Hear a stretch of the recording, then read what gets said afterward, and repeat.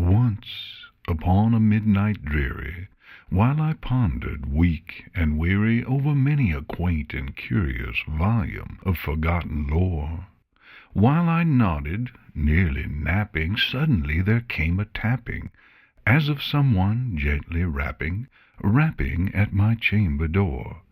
"'Tis some visitor," I muttered, tapping at my chamber door, "only this, and nothing more." Ah, distinctly I remember, it was in the bleak December, and each separate dying ember wrought its ghost upon the floor. Eagerly I wished the morrow, vainly I had sought to borrow from my books surcease of sorrow, sorrow for the lost Lenore, for the rare and radiant maiden whom the angels name Lenore, nameless here forevermore.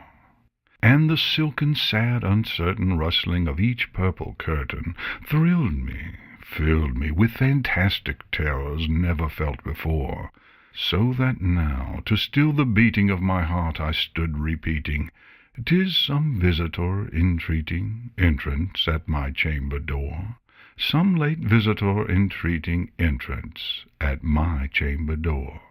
This is it, and nothing more." Presently my soul grew stronger, hesitating then no longer. "Sir," said I, "oh, madam, truly your forgiveness I implore, but the fact is I was napping, and so gently you came rapping, and so faintly you came tapping at my chamber door, that I scarce was sure I heard you. Here I opened wide the door. Darkness there, and nothing more." Deep into the darkness peering, long I stood there, wondering, fearing, doubting, dreaming dreams no mortals ever dared to dream before. But the silence was unbroken, and the stillness gave no token, and the only word there spoken was the whispered word, "Lenore?" This I whispered, and an echo murmured back the word, "Lenore." Merely this, and nothing more. Back into the chamber turning, all my soul within me burning, soon again I heard a tapping, something louder than before. "Surely," said I, "surely that is something at my window lattice. Let me see, then, what thereat is, and this mystery explore. Let my heart be still a moment, and this mystery explore. 'Tis the wind, and nothing more." Open here I flung the shutter, when with many a flirt and flutter in there stepped a stately raven of the saintly days of yore. Not the least obeisance made he, not a minute stopped or stayed he, but with mien of lord or lady perched above my chamber door, perched upon a bust of Pallas just above my chamber door, perched and sat, and nothing more. Then this ebony bird beguiling my sad fancy into smiling, by the grave and stern decorum of the countenance it wore. "Though thy crest be shorn and shaven, thou," I said, "art sure no craven, ghastly, grim, and ancient raven, wandering from the nightly shore. Tell me what the lordly name is on the night's Plutonian shore."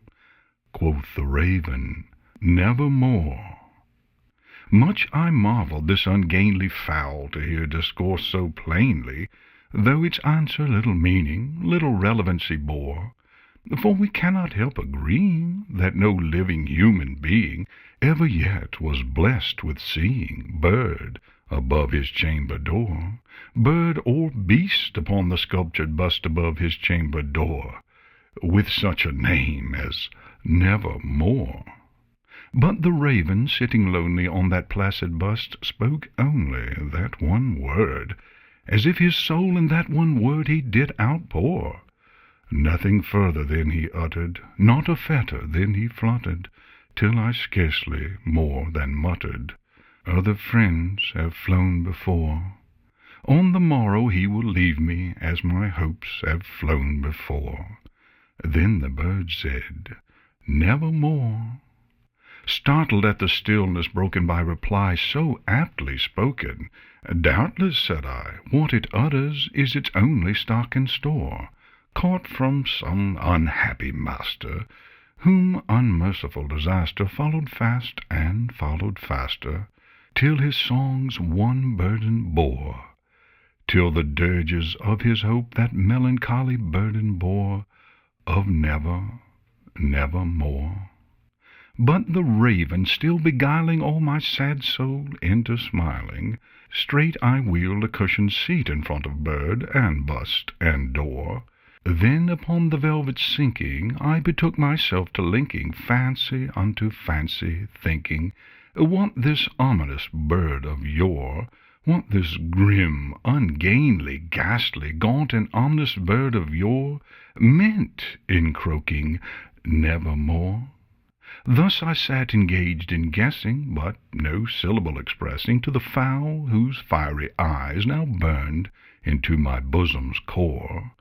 This and more I sat divining, with my head at ease reclining, on the cushion's velvet lining, that the lamplight gloated o'er, but whose velvet violet lining, with the lamplight gloating o'er, she shall press, nevermore.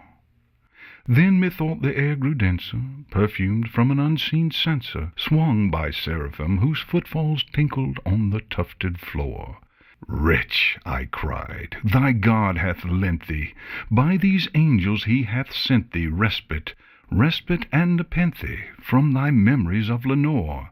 Quaff, oh quaff this kind nepenthe, and forget this lost Lenore." Quoth the raven, "Nevermore."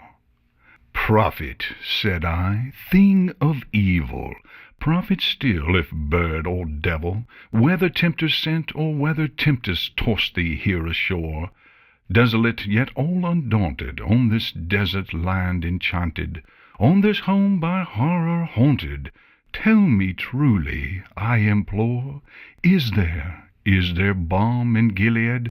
Tell me, I implore." Quoth the raven, "Nevermore." "Prophet," said I, "thing of evil, prophet still, if bird or devil, by that heaven that bends above us, by that God we both adore, tell this soul with sorrow laden, if within the distant Aidenn it shall clasp a sainted maiden, whom the angels name Lenore, clasp a rare and radiant maiden, whom the angels name Lenore." Quoth the raven, "Nevermore." "Be that word our sign of parting, bird or fiend," I shrieked, upstarting, "get thee back into the tempest and the night's Plutonian shore. Leave no black plume as a token of that lie thy soul hath spoken. Leave my loneliness unbroken, quit the bust above my door, take thy beak from out my heart, and take thy form from off my door." Quoth the raven, "Nevermore." And the raven, never flitting, still is sitting, on the pallid bust of Pallas, just above my chamber door, and his eyes have all the seeming of a demon's that is dreaming, and the lamplight o'er him streaming throws his shadow on the floor. And my soul, from out that shadow that lies floating on the floor, shall be lifted nevermore.